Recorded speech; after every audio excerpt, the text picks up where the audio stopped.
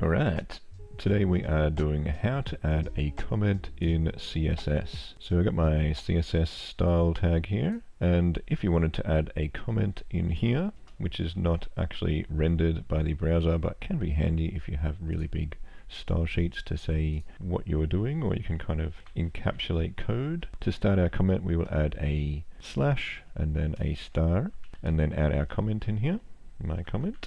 And then at the end, to close this comment off, we will add another star and then another slash. So that here is the comment, which won't do anything. So if I put a tag in here like this, maybe not that one, if I put this in, that would be commented out. So it won't actually work. But comments should be usually used for explaining the CSS, but you can also, if I wanted to comment out the whole CSS here, I could do this. And then that deletes, or doesn't delete, that just kind of stops the browser from interpreting this as code and then adds it as a comment instead.